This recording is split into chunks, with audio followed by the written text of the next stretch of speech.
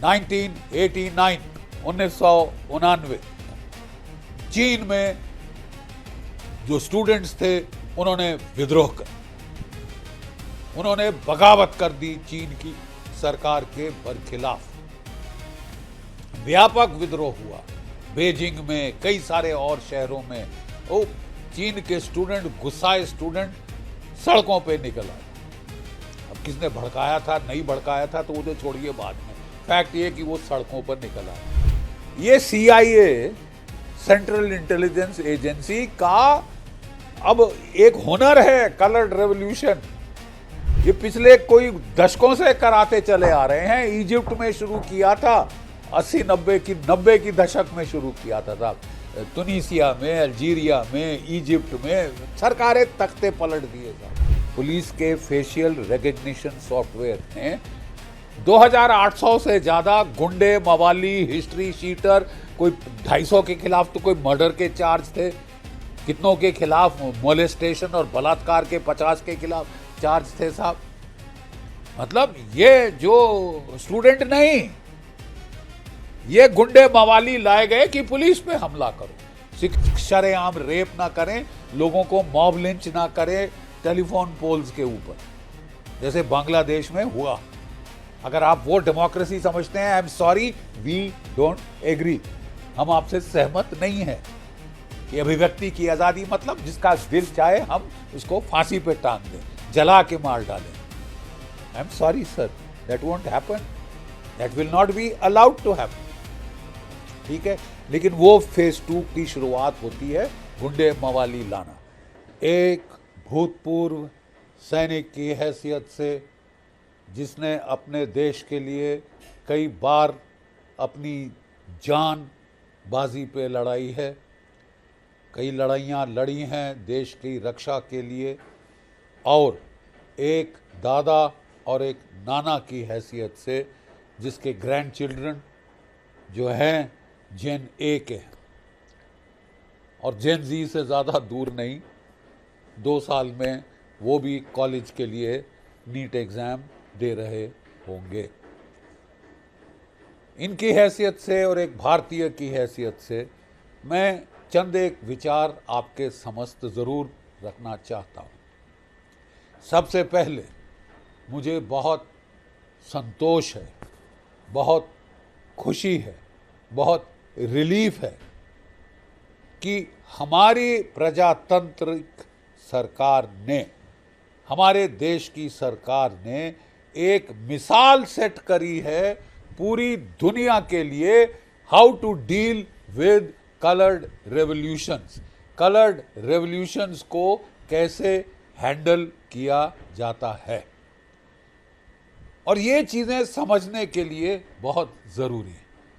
राष्ट्रीय सुरक्षा के मामले से, हमारे देश हित के मामले से, हम सब के कलेक्टिव हित के मद्देनज़र रखते हुए देखिए, थोड़ा इतिहास का परिप्रेक्ष्य समझिए। 1989 चीन में जो स्टूडेंट्स थे उन्होंने विद्रोह कर, उन्होंने बगावत कर दी चीन की सरकार के बरखिलाफ। व्यापक विद्रोह हुआ बेजिंग में, कई सारे और शहरों में। वो चीन के स्टूडेंट, गुस्साए स्टूडेंट सड़कों पे निकल आए। अब किसने भड़काया था, नहीं भड़काया था तो उसे छोड़िए बाद में, फैक्ट ये कि वो सड़कों पर निकल आए। क्या किया चीन की सरकार ने? तिएनआनमेन स्क्वायर में, जहां पे बच्चे गैदर हुए थे, चीन की PLA को आदेश मिले कि टैंकों से जाके इस विद्रोह को कुचल कर दो, कुचल दो। टैंकों के ट्रैक्स के नीचे 45 टन का टैंक होता है, कुचल दो इन बच्चों को। उन्होंने साहब गोली नहीं चलाई, उन्होंने पेलेट गन भी नहीं चलाई साहब, टैंक भेजे, और दुनिया में हाहाकार मच गया। कौन देश अपने ही बच्चों के खिलाफ ऐसा करता है? वो पीपल्स लिबरेशन आर्मी भी, वो लड़के रो रहे थे कि हम नहीं करना चाहते साहब, हमें मत कराओ, हमें मत कराओ ये पाप। लेकिन वो उन्होंने समझा कि और कोई चारा नहीं है देश हित में, और उन्होंने ये कर दिया और कुचल दिया विद्रोह। ठीक है साहब, बेरहमी से कुचल दिया। अब देखिए कॉन्ट्रास्ट भारत ने कैसे किया। ये कॉन्ट्रास्ट फर्क दिखाता है एक प्रजातंत्र में और एक ऑटोक्रेसी में, एक ऑटोक्रेटिक सरकार में और एक प्रजातांत्रिक प्रणाली में। How we have handled this coloured revolution एक मिसाल है दुनिया के लिए। तो थोड़ा कलर्ड रेवोल्यूशन समझना आपको बहुत अनिवार्य है। ये CIA, सेंट्रल इंटेलिजेंस एजेंसी का अब एक हुनर है कलर्ड रेवोल्यूशन। ये पिछले कोई दशकों से कराते चले आ रहे हैं। इजिप्ट में शुरू किया था 80-90 की दशक में शुरू किया था साहब। तुनिसिया में, अल्जीरिया में, इजिप्ट में सरकारें तख्ते पलट दिए साहब। स्टूडेंट्स को इस्तेमाल किया, खड़ा किया, तख्ते पलट दिए। क्या हुआ इन देशों में? क्या वो स्टूडेंट सरकार चला पाए? अच्छी सरकार नहीं साहब। ज़्यादातर स्टूडेंट भाग गए अमेरिका, ज़्यादातर स्टूडेंट भाग गए यूरोप कि हमने आपकी बात सुनी, अब हमें पनाह दो। हमारे लिए हमारे देश में कोई जगह नहीं है, प्लीज़ कोई जगह नहीं। और वहाँ पे जो सरकारें थी पहले, बस उन्हीं के वापस आ गई। लेकिन ये कलर्ड रेवोल्यूशंस करी, एक प्लेबुक तैयार हो गई है साहब, बड़ी बढ़िया, ट्राई टेस्टेड, यू नो, जिसको कई बारी चलाया गया सक्सेसफुली। फिर साहब हमने ये प्लेबुक अपने नज़दीक आते देखी। पहले श्रीलंका में गदर हुआ, व्यापक विद्रोह हुआ, सरकार का तख्ता पलट दिया। फिर बांग्लादेश में वही ड्रामा हुआ, व्यापक विद्रोह हुआ, सरकार का तख्ता पलट दिया। फिर नेपाल में व्यापक विद्रोह हुआ, हिंसा हुई।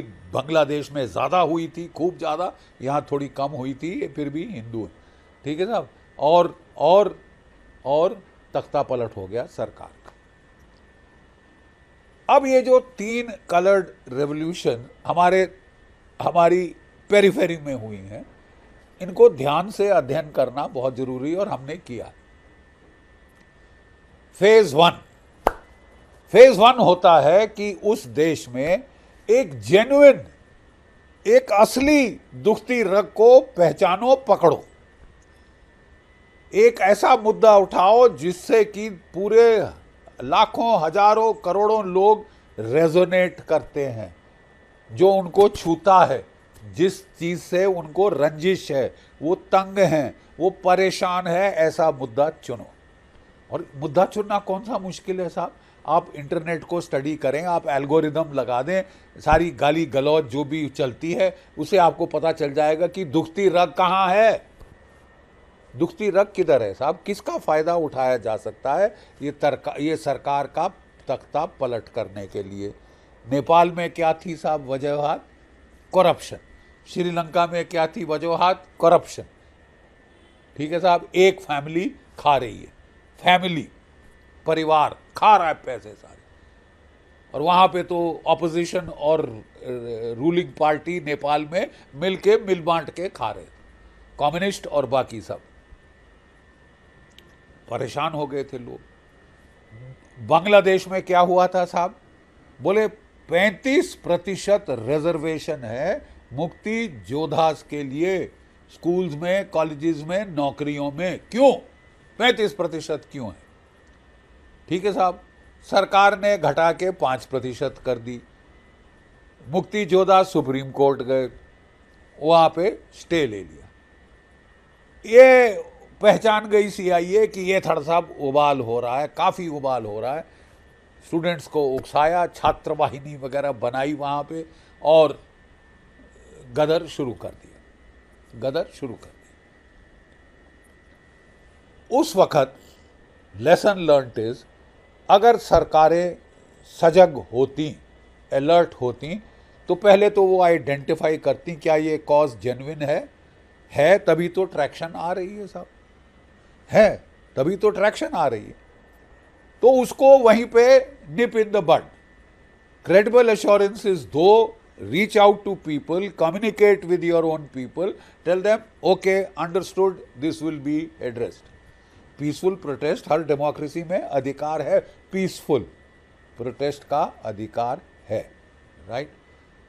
अब आप देखिए साहब, होता क्या है, वो नहीं, ईगो आ जाती है, हमको ठेंगा दिखा रहे हैं, ये कर रहे हैं, वो कर रहे हैं, मारो, ये करो, वो करो, दबा दो इसको, विद्रोह। फिर वो उसका फायदा उठा के उसको इंटरनेट पे स्नोबॉलिंग इफेक्ट दिया जाता है। इंटरनेट पे खूब भड़काऊ बयान डाल डाल के उसको फैलाया जाता है। नॉर्मली ये होता था साहब फेसबुक पे, ट्विटर पे और व्हाट्सएप पे मास टेक्सटिंग की जाती थी, ठीक है।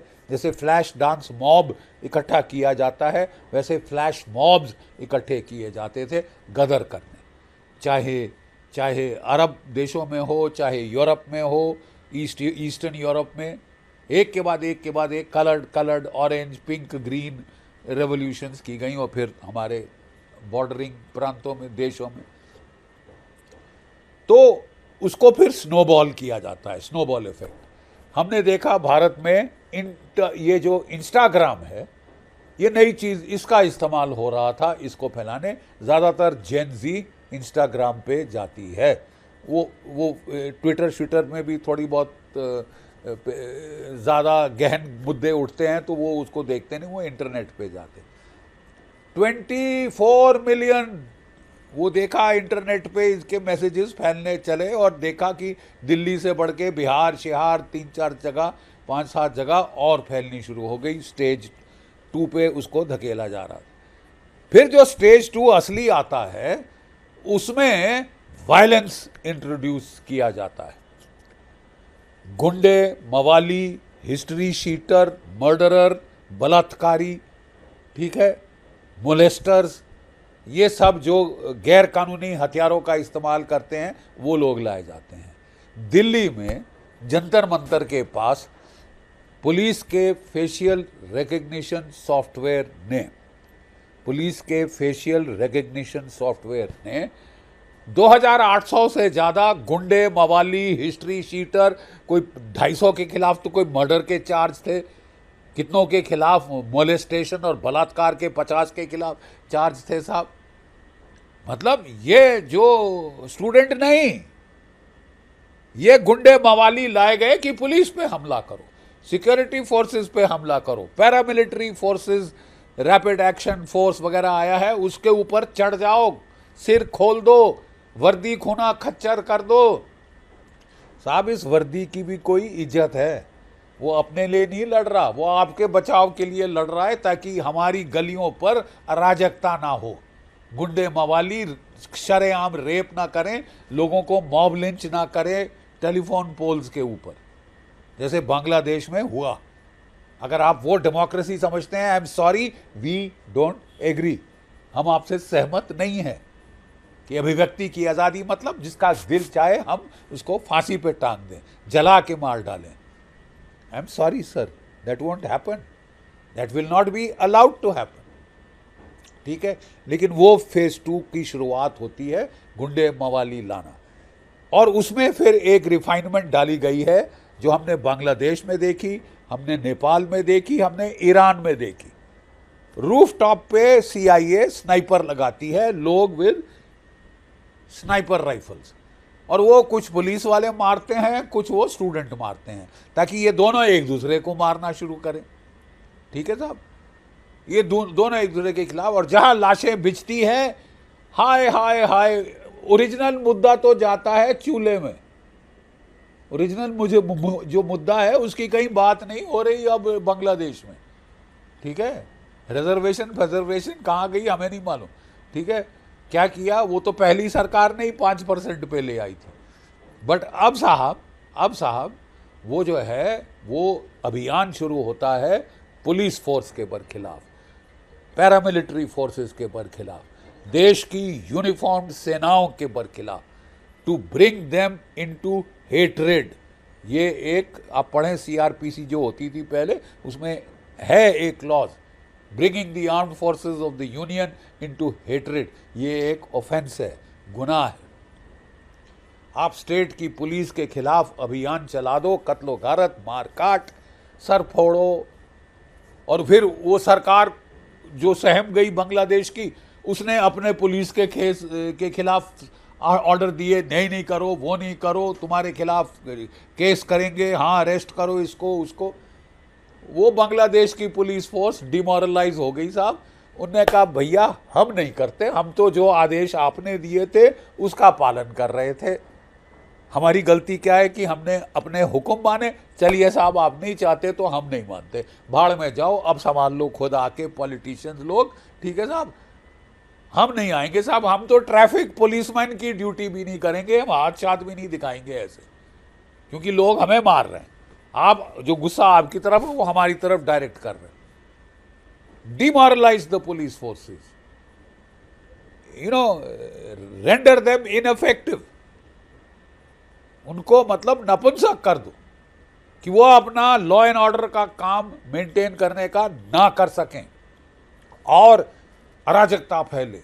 आप हिंसाऊ भाषण देना शुरू करें, भड़काऊ, मार डालो पुलिस वालों को, मार डालो इसको, मार डालो उसको, ये आर्मी क्या है, हमको नहीं बचा रही, उसको बचा रही है। अबे मरे हम लोग हैं बे, जब तुम अपने घरों में बैठे एसी में बैठे थे या गर्मी में सर्दी में हीटर ऑन करके बैठे थे, तो हम लड़ रहे थे सियाचिन में या कारगिल में या लद्दाख में, ठीक है साहब। थोड़ी इज्जत बख्शनी, अगर न वो नहीं जाएगी तो देश नहीं रहेगा। आप अपने देश के आर्म्ड फोर्सेस को डिमोरलाइज करेंगे, उनका मोराल तोड़ेंगे, उन्हें नपुंसक बना देंगे, और उन्हें नपुंसक बनाएंगे तो किसका राज होगा? गुंडों का, मवालियों का, मर्डरर्स का, ठीक है साहब। जैसे बांग्लादेश में हुआ, कत्लो गारत का दौर, मॉब लिंचिंग हो रही है, लोगों को पकड़ पकड़ के टेलीफोन पोल से टांगा जा रहा है, पुलों से लाशें सर पांव से बांध के लटकाई जा रही हैं। Is that democracy? Is that what you want? Make up your mind. ये चाहिए साहब। बिल्कुल एन मोमेंट पे ये चीज पकड़ी गई, जो जेन्युइन ग्रीवेंस थी वो एड्रेस की गई। कैसे? प्रधान साहब रिजाइन, एजुकेशन मिनिस्टर आप थे, पार्लियामेंट में बिल पास, स्ट्रिक्ट एक्शन, 10 साल सजा, 10 करोड़ जुर्माना, नंदन नीलेकानी जैसे प्रबुद्ध लोगों को लगाया गया कि डिवाइस करो अब फुल प्रूफ एग्जामिनेशन सिस्टम, ठीक है साहब।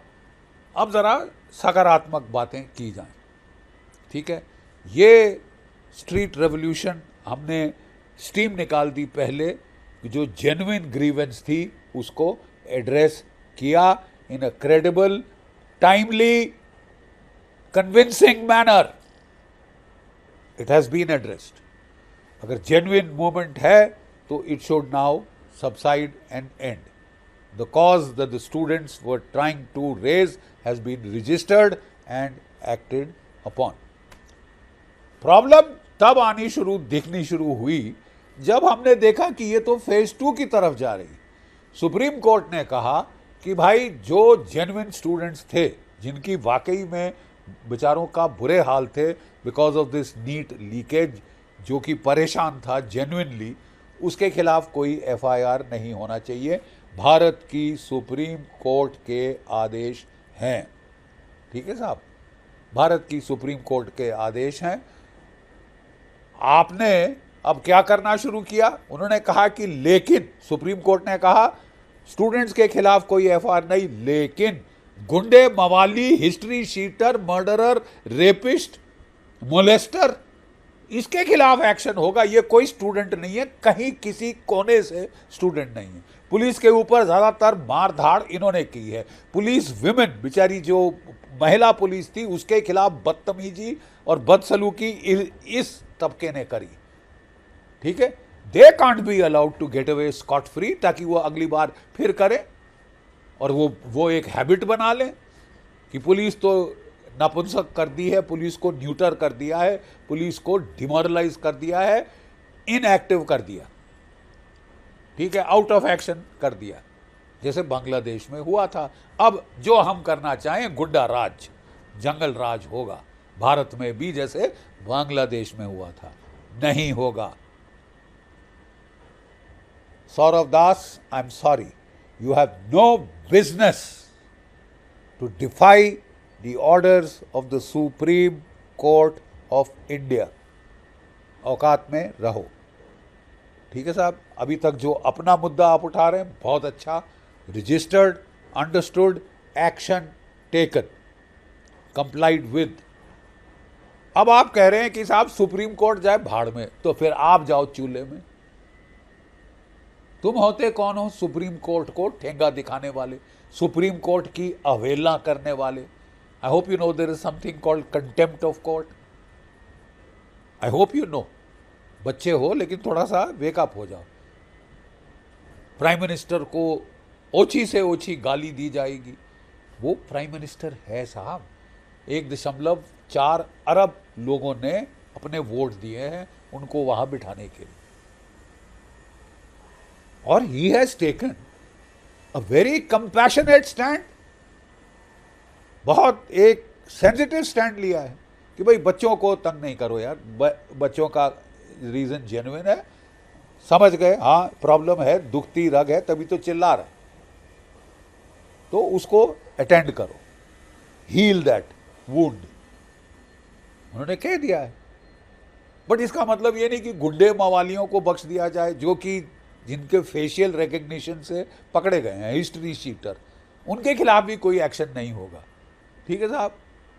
अराजकता फैलाने वालों के खिलाफ कोई एक्शन नहीं होगा। आह्वान देने वालों की पुलिस को मारो, मार डालो, कत्ल करो, ये करो, वो करो, सॉरी, आर्म्ड रिबेलियन इंस्टिगेट करना एक सख्त गुनाह है।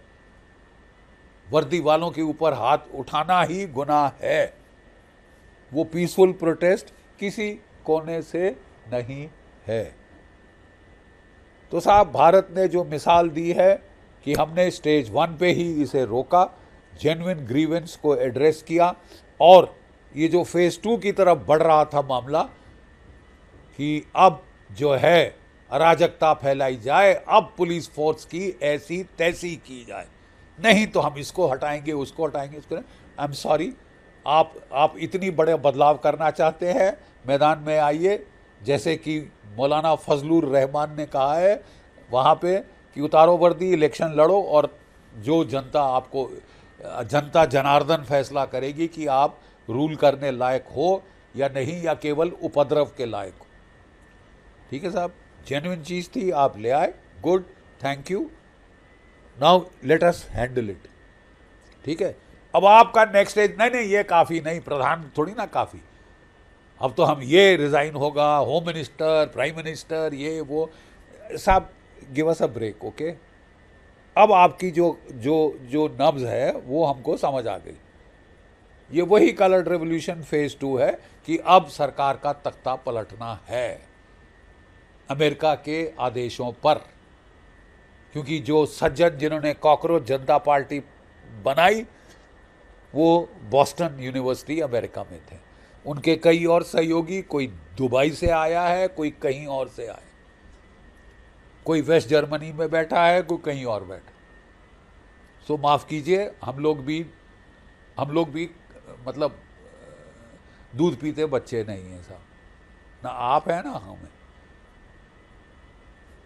हमको भी इल्म है कि क्या किया जा रहा है हमारे नेबरहुड में, और हमने लेसन सीखे हैं। So this was the negative part addressed.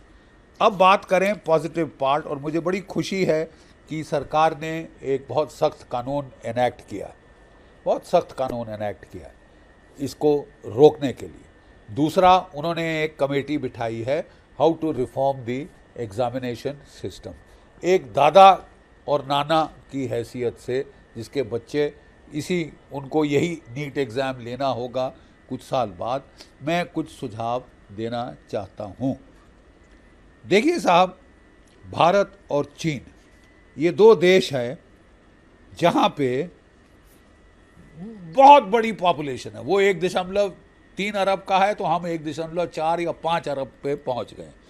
और ये पॉपुलेशंस हमारी स्ट्रैटिफाइड हैं, इनइक्वालिटी बहुत है, भारत में भी चीन में भी बहुत इक्वालिटी। ये कहाँ चेयरमैन का बेटा और कहाँ बेचारा एक ऑर्डिनरी सड़क पे घूमने वाले सेल्समैन का बेटा। There are lot of equalities.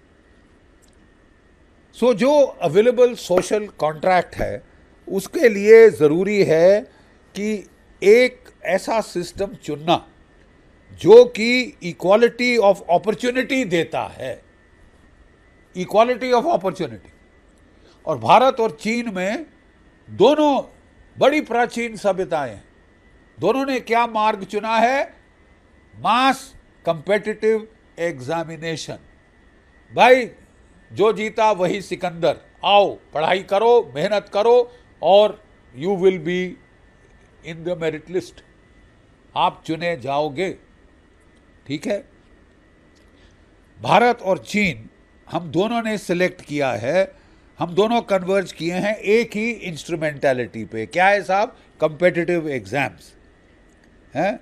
हाँ, उनसे थोड़ा स्ट्रेस तो होता है, एग्जाम का स्ट्रेस होता है, लेकिन भारत और चीन में दोनों सोसाइटीज़ में फैमिली का बहुत महत्व है। ठीक है, प्रिंसिपल ऑफ फैमिली लाइफ। जो माँ बाप है उनकी जिम्मेवारी है कि वो बच्चों को तैयार करें, पढ़ाई कराएं। ठीक है, अच्छे स्कूलों में भेजें, चाहे कोचिंग करानी है कोचिंग कराएं, लेकिन उनको ये एग्ज़ाम लेने के लिए तैयार करें।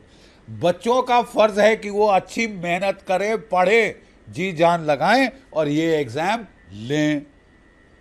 दे टेक द एग्ज़ाम। ये डिवीज़न ऑफ लेबर रहा है। नाउ भारत में जो नीट एग्ज़ाम है वो 2.27 मिलियन बच्चों ने लिया था, फिर वो कैंसिल हो गया, फिर 13 बच्चों ने सुसाइड करी वगैरह वगैरह। ये दुखती कहानी हम सब जानते हैं। और फिर वो री एग्जामिनेशन हुआ। ठीक है, और अब प्रधान साहब गए, बड़े सख्त कानून ला दिए गए हैं और कमेटी बिठा दी गई है। तो कमेटी के लिए कुछ सुझाव जो मैं देना चाहता हूं कि चाइना में गाओ काओ चाइनीज सिस्टम ऑफ एग्जामिनेशन है, जिसमें हर साल 13.35 करोड़ मिलियन बच्चे पार्ट लेते हैं।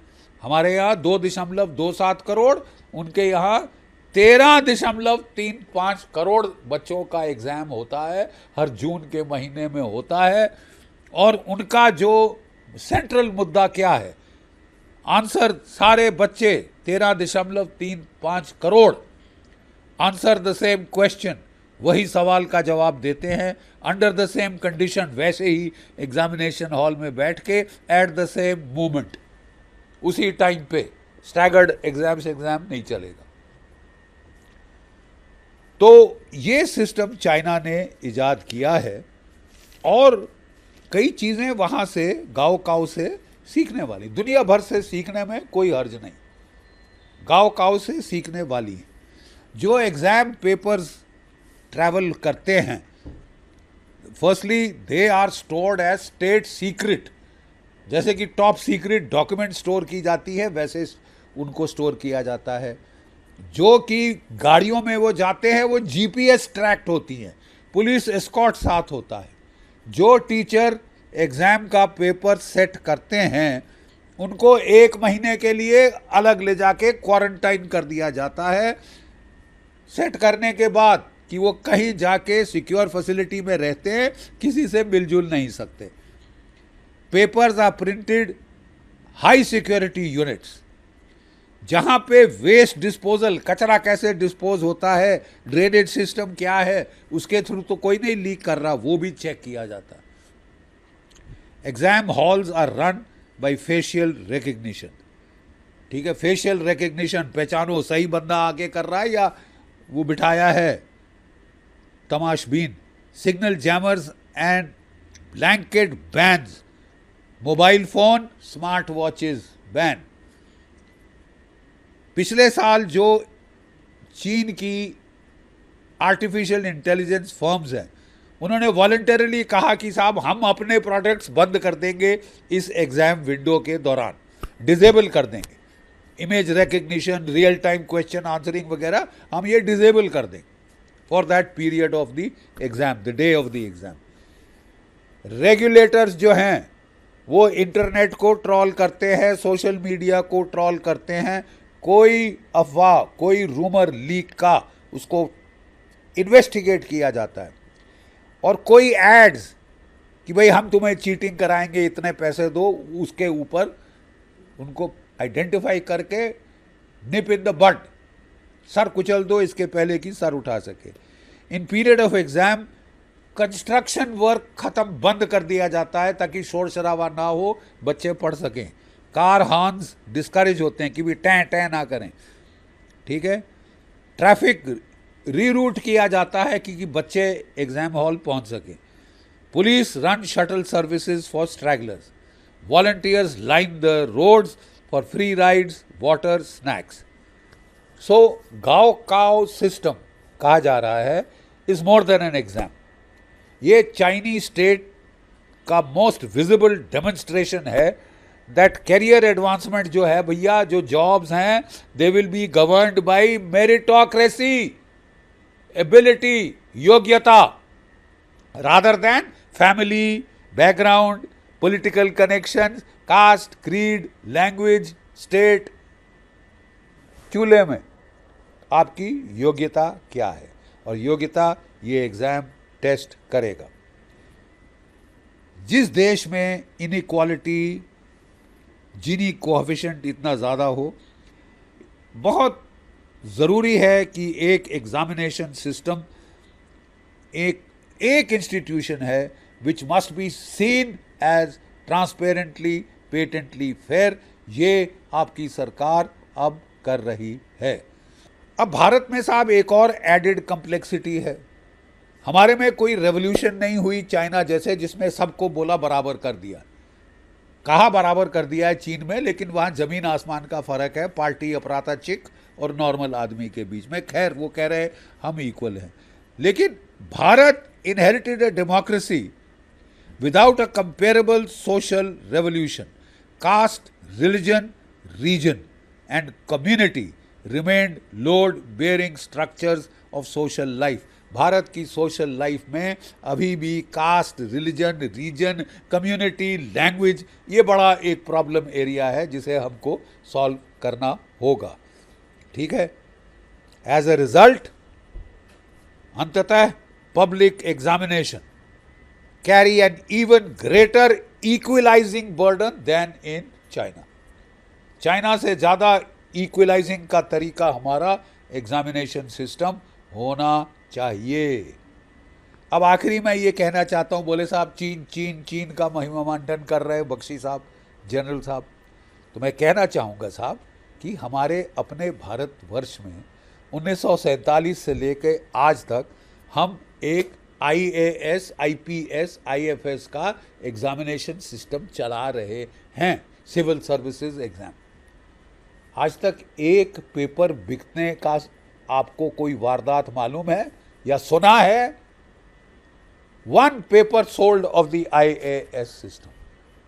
सो तो सवाल उठता है क्यों साहब, अगर यहाँ कहा जा रहा था कि 14 साल से चल रहा है, ये है वो है, ये तो चलता है, ये नहीं चलता साहब, IAS में नहीं चलता। तो क्यों नहीं चलता? क्योंकि यूनियन पब्लिक सर्विस कमीशन उसको हैंडल करती है। UPSC चुनिंदा अफसर, खानदानी अफसर जो कि जिनकी की प्रूवन इंटेग्रिटी है, उनको डाला जाता है। IAS से, IPS से, IFS से, आर्मी से, नेवी से, एयरफोर्स से, उनको वहां डाला जाता है। Conduct the exam Fairlie and they have done so. कोई कंप्यूटराइज नहीं करना पड़ा, कुछ भी नहीं करना पड़ा, they have done it in a very very very transparently impeccable manner. तो अगर IAS का एग्जाम ऐसे हो सकता है तो नीट का एग्जाम भी इतना नीट NEAT क्यों नहीं हो सकता?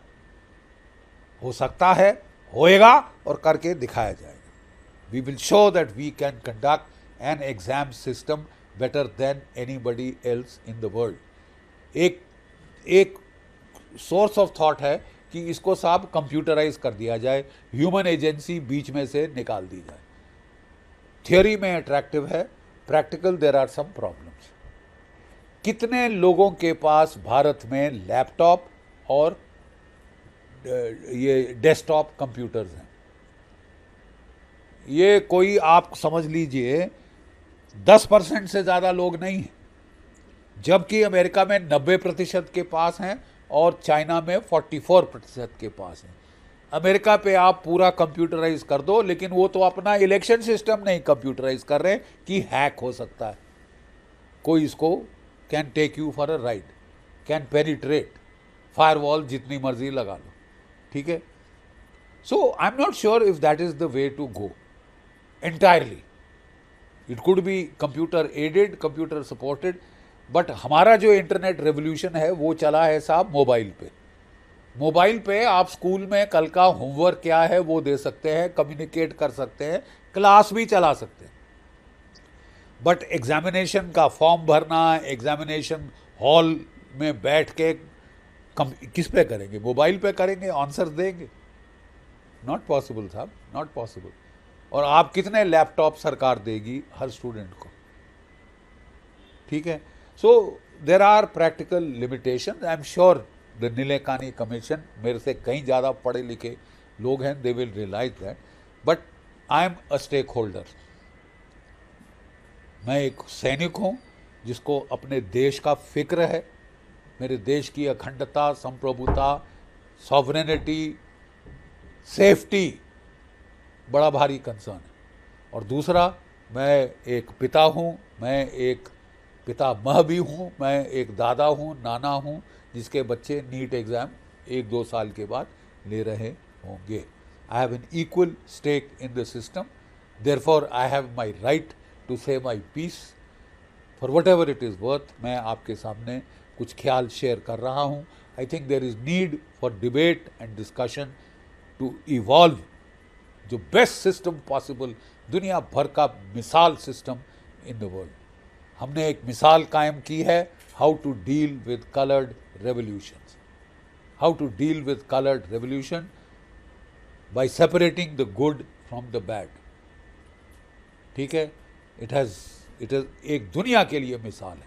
आई एम श्योर हमारा देश, भारतवर्ष, एक एग्जामिनेशन सिस्टम ईजाद करेगा, पुट इन प्रैक्टिस करेगा, जो कि दुनिया के लिए सीखने के लिए एक मिसाल है. जय भारत, जय हिंद.